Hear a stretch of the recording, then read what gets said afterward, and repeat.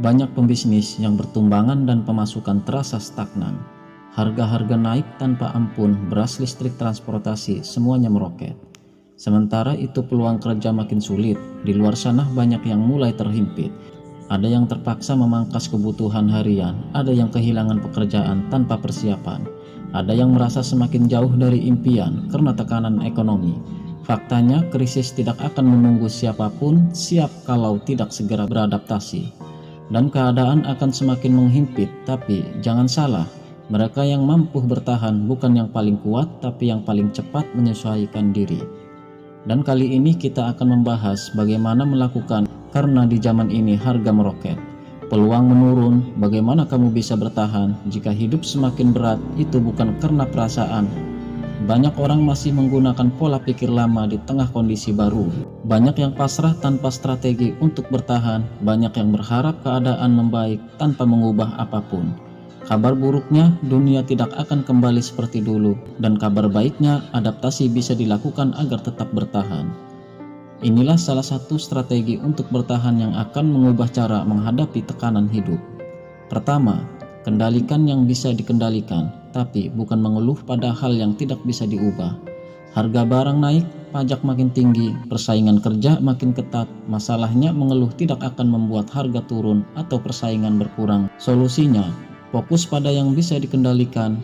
Pertama, tingkatkan keterampilan agar tetap relevan di dunia kerja. Kedua, cari sumber pemasukan tambahan sekecil apapun. Dan ketiga, pangkas pengeluaran yang tidak esensial. Mereka yang tidak segera menyesuaikan diri akan tertinggal.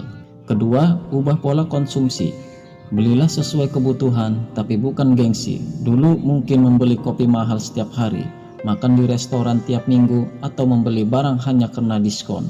Sekarang jika tetap mempertahankan gaya hidup lama, itu sama dengan menggali lubang sendiri. Apa yang perlu diubah? Pertama, pisahkan kebutuhan dan keinginan. Dan kedua, beralih ke produk alternatif yang lebih ekonomis. Dan ketiga, terapkan prinsip tunda beli untuk menghindari keputusan impulsif. Orang yang kaya bukan yang paling banyak belanja, tapi yang paling tahu kapan harus belanja dan kapan harus menahan diri. Ketiga, siapkan mental. Yang paling bertahan bukan yang terkuat, tapi yang paling adaptif. Eksperimen Seligman tentang ketidakberdayaan yang dipelajari membuktikan bahwa makhluk yang terbiasa gagal tanpa solusi akhirnya menjadi pasif dan tidak berusaha lagi. Bahkan ketika pintu keluar sudah terbuka, banyak manusia mengalami hal yang sama. Terjebak dalam pola pikir pasrah, memang hidup makin susah, mau gimana lagi, mungkin sudah nasib. Biarkan saja, nanti juga ada jalan. Kawan, inilah yang berbahaya, karena bukan hanya bertahan, tapi harus beradaptasi. 1. Pikirkan strategi baru, bukan hanya mengeluh.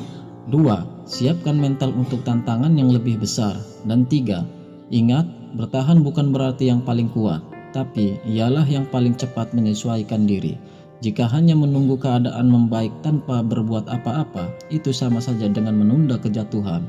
Kawan, bertindaklah sekarang atau krisis di hari esok. Terima kasih.